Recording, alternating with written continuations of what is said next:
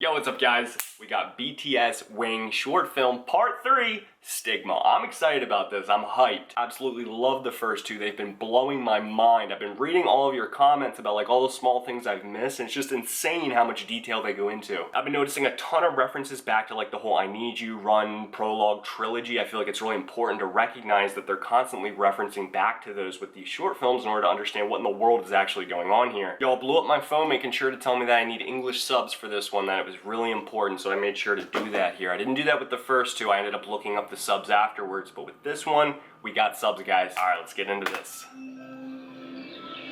Get the big hit bubbles. So classic, I love it.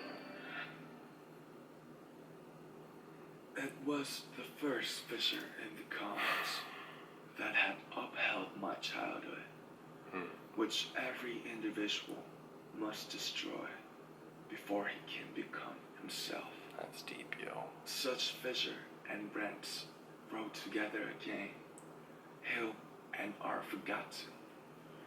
But in the most secret recesses, they continue to leave and bleed. Dang, yo. Stigma. Yo, what up, V? Is he scraping graffiti? I thought he was graffitiing for a second. I've graffitied before, so I got a little relation here. He's like, yo, I totally got caught here, I don't even care. Oh. Man. Just gave that cop some attitude, yo. That would be resisting arrest, I think, here.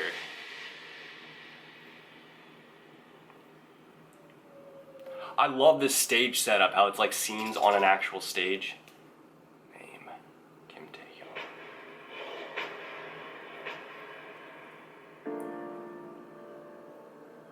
He's running. Why are you running, man? 21. I thought he was 20 for some reason. This has got to be a subconscious here. Parents. Oh crap, yo! Because like back in I forget which one it was. Run. I forget which one. He killed, I think, his dad. Oh, he's getting the crap beat out of him. Because those memories are probably haunting the crap out of him, yo. And he just got reminded by that cop about his parents. What?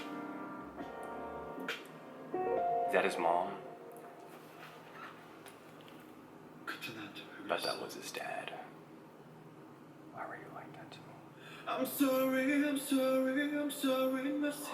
숨겨도 감춰도 지워지지 않아. Even if I hide it, I can't.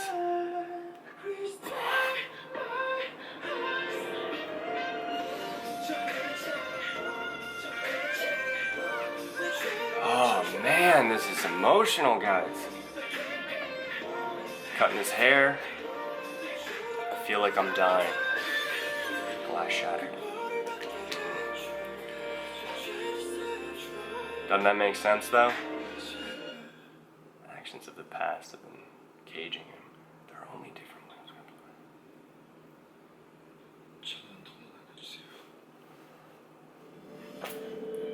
That was beautiful. And that's like the cutting of the hair, right? Alright, okay, alright.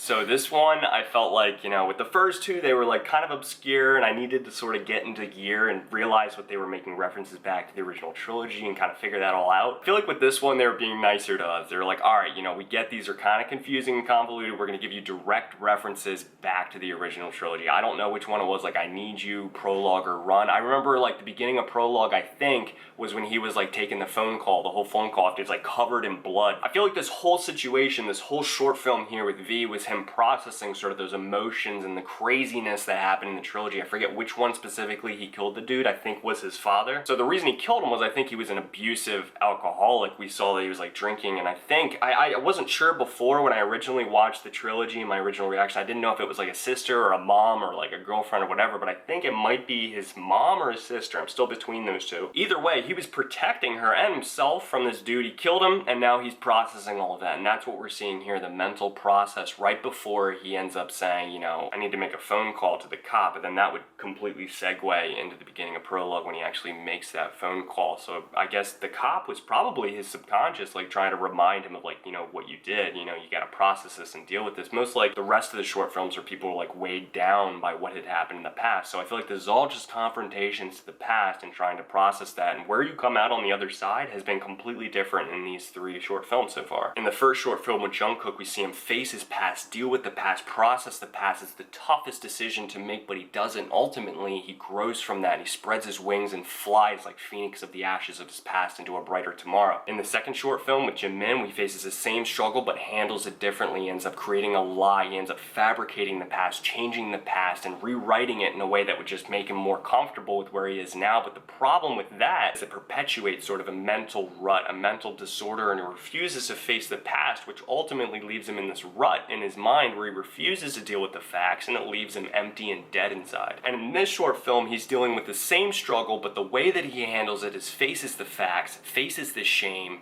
and just gets down on himself. He just starts beating himself up on the inside psychologically. That's why we saw him just ripping himself to shreds here, but he refused to fight back. It's such a dark and dreary and depressing and sad scene, but then we see the puppy symbolizing sort of a youth and innocence, and it's white, a white puppy, and if black symbolizes death and darkness and despair, then white symbolizes innocence. I think the puppy was the last shred of innocence that V had in his subconscious, the last shred of hope that he had for being like, I'm still a good person. He didn't want to let go of that possibility that he could still be a good person after the things that he had done. And ultimately, he couldn't get past his own shame. He couldn't get past the facts of what had happened. He couldn't come to terms with it and say, listen, I was protecting myself. I was protecting my mom. This was a mistake I made. People can do terrible things, but that doesn't necessarily make you a terrible person. And at the end of the day, with all these mental struggles happening in the subconscious, he was trapped in a cage of his own shame, and he let go of that last shred of innocence. He let go of that hope about himself. So while he did face the past and he confronted the facts of what had happened, in the end he just hated himself and he couldn't live with it. And then of course we see the scene where he asked the cop to make a phone call, and that leads us into prologue. And we all know what happened after that. He took his own life. He couldn't live with himself. He couldn't live with what he had done. He could face it.